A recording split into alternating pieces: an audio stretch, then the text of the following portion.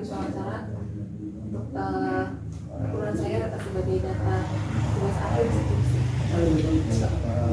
Panggilannya Mbak sama Helma.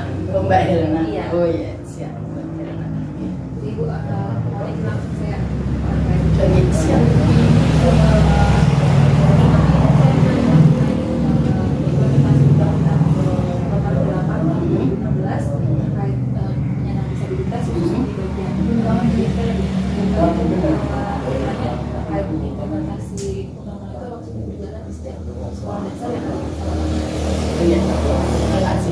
Berkaitan dengan undang-undang yang implementasi berkaitan dengan ilmu disabilitas untuk di Wanesa, saya sampaikan dulu, Wanayasa itu terdiri dari 29 SD, 14 TK, dan 20 KB kelompok bermain. Nah, dari sekolah-sekolah itu kami sudah mencoba menerapkannya, artinya memang beberapa waktu yang lalu sudah ada juga sosialisasi dari pemerintah sih, walaupun terbatas, artinya belum ke semua orang, tetapi kami sudah mendapatkan itu.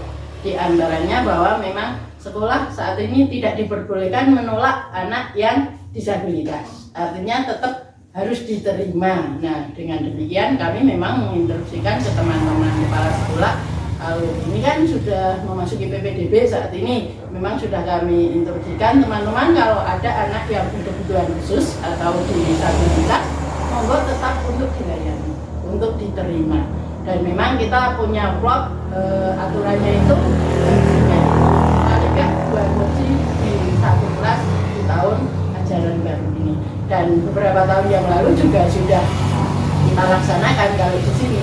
Ini kan yang sudah kita laksanakan antara lain di SD Negeri 1 Kubang, terus juga ada di pesantren dia. Kalau di SD Negeri 1 Kubang itu bahkan kepala sekolahnya, gurunya, saya juga selaku pengawasnya pernah diundang di tingkat provinsi untuk melakukan itu, ada sosialisasi dan semacam pelatihan lah tentang anak disabilitas, atau istilahnya sini menjadi sekolah inklusi gitu. Iya, sekolah inklusi sudah ada, walaupun belum menyeluruh ke semua sekolah karena memang tidak semua sekolah punya anak disabilitas. Tadi kan sudah didaftar bahwa dari dinas pendidikan mewajibkan tidak ada penolakan. Ya. Apakah ada kriteria khusus untuk menerima sekolah dari pihak sekolah menerima penyandang disabilitas? Apakah sekolah harus sudah memiliki fasilitas yang boleh menerima sekolah menerima siswa-siswa penyandang disabilitas, atau memang merata gitu Bu? Di setiap wilayah, misalkan memang ada penyandang disabilitas di sekolah wilayah sekolah tersebut harus diterima gitu, atau ada kriteria khusus? Oh iya. Kalau dari dinas sih saat penyampaian tidak menyampaikan kriteria khusus sekolah yang harus punya. Pokoknya intinya kalau ada yang daftar walaupun berkebutuhan khusus itu harus diterima. Iya. Nah ini di lapangan memang ada kendala. Artinya teman-teman kepala sekolah itu terkadang juga ada yang mengeluh, wah Bu ini gimana? Wah nggak bisa ngomong, bisu ya, nggak bisa dengar. Kami kan nggak punya tenaga ahli untuk itu, sehingga memang terkadang agak kesulitan. Contoh yang kasus dulu yang ada di pesantren dia itu pindahan dari SLB di Banjar, karena mungkin orang tuanya Jawa atau anak masa kan pindah ke situ, padahal nggak bisa dengar, nggak bisa bicara, disutuli. Itu kan kepala sekolahnya dan gurunya kebingungan, nggak diterima gimana, diterima nggak bisa melayani, karena kalau kelainan atau kebutuhan khusus yang seperti itu kan butuh keahlian khusus, ada itu dan di lapangan terkadang ada yang kendala seperti itu. Lalu selanjutnya ada itu nggak Bu, dari dinas maupun dari dinas kabupaten maupun wilayah itu ada langkah-langkah khusus nggak untuk memastikan bahwa pendidikan inklusi ini sudah berjalan gitu, atau seminar kah, atau ada mungkin kunjungan gitu?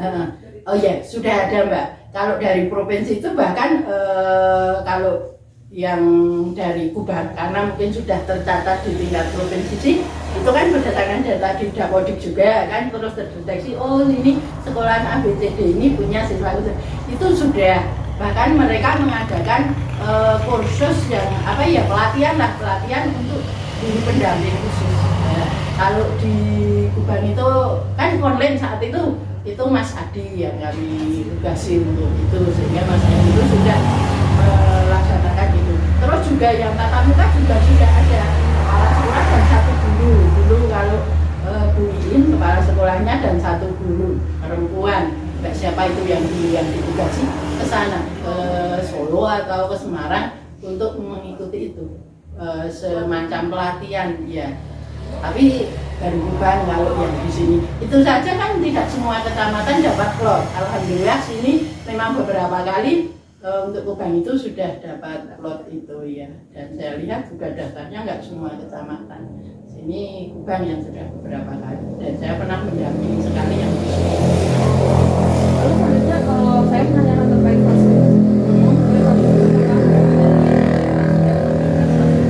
memadai dan yang sudah dibutuhkan terkait dengan misalkan kan banyak kan jenisnya, jenisnya ada yang tunarungu, ada yang tunanetra gitu. Apakah ada fasilitas yang sudah diberikan gitu? Oh, iya. Kalau khususnya untuk Wanayasa sampai saat ini belum. Untuk Wanayasa karena memang atau mungkin karena kelainannya mungkin belum terdeteksi atau gimana, tapi belum.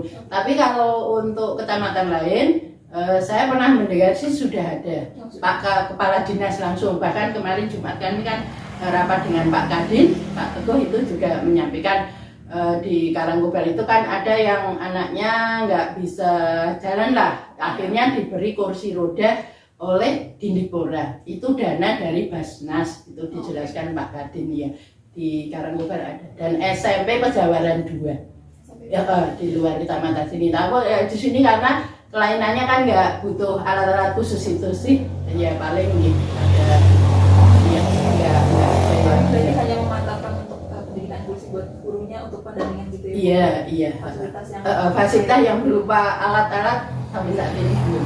Baik, terakhir pertanyaannya bagaimana dinas pendidikan berkolaborasi dengan sekolah terkait untuk meningkatkan aksesibilitas untuk penyandang disabilitas. Jadi kolaborasinya itu biasanya dari dinas pendidikan, entah itu wilayah maupun kabupaten, ke setiap sekolah biasanya kolaborasinya bagaimana? Oh iya, ya tadi selain pertama jelas ada pendataan ya, pendataan itu bisa dari Dapodik, bisa dari langsung laporan dan sebagainya.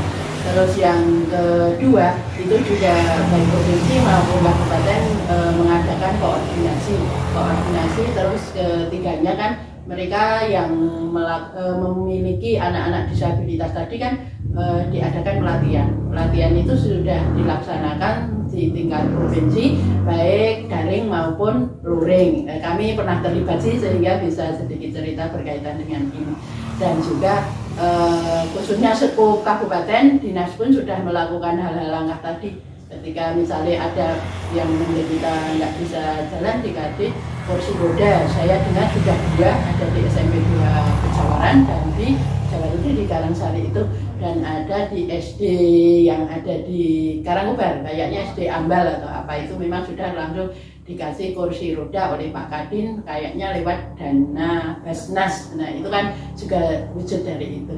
Kemudian juga tadi ketika ada rakor juga disampaikan tolong untuk sekolah-sekolah itu tetap harus menerima kalau ada siswa yang berkebutuhan khusus yang mau masuk, dan itu sudah kami sampaikan untuk kepala sekolah di Wanayasa untuk teman-teman pokoknya jangan sampai menolak apapun, katakanlah kebutuhan khususnya ya dilayani semampunya gitu. Dan kabupaten juga beberapa waktu lalu pernah mengumpulkan, kita mengirim 3 sekolahan berkaitan dengan itu, inklusi itu, artinya mereka tetap diberi pembekalan juga di tingkat kabupaten. Kita kirimkan ada 2 Jatilawang 3, yang satunya kalau nggak salah di pesantren juga, kan 3 sekolahan kita kirim ke sana untuk menerima itu. Artinya sedikit banyak pemerintah daerah maupun provinsi sudah melakukan itu terhadap kami, dan kami sudah implementasikan semampu kami di sekolah-sekolah. Mungkin sementara itu sendiri, mohon maaf terkait kalau dulu pemerintah untuk pendidikan inklusi gitu.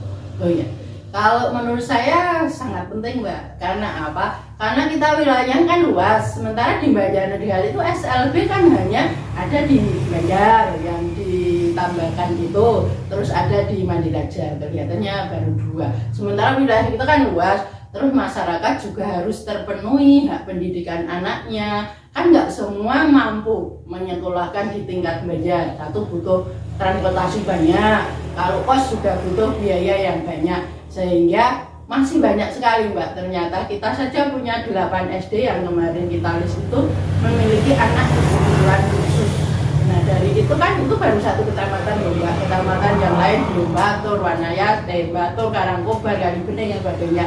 Nah dengan adanya pendidikan inklusi di mana sekolah umum itu wajib atau bisa menerima anak berkebutuhan khusus, itu kan sangat membantu masyarakat yang kurang mampu menyekolahkan di sekolah khusus.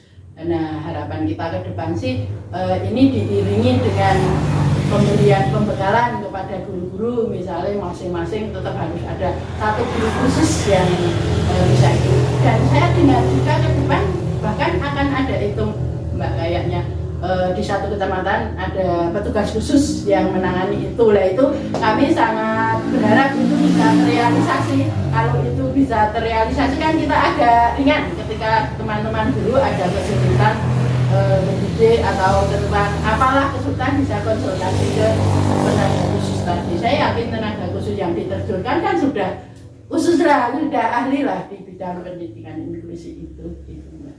Baik, mungkin untuk perkembangan saya cukup sekian sih Bu. Oh, iya. Ya, nanti mungkin mau pertanyaan terkait ada nama-nama kepala sekolah yang ada yang Ada nanti ya Bu Yani punya semua nama kepala sekolah, terus sekolah yang ada siswa-siswi yang berkebutuhan khusus itu ada.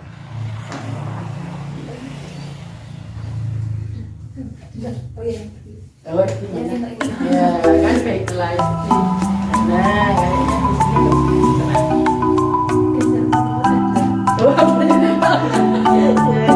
Semangat lah, guys. Selamat.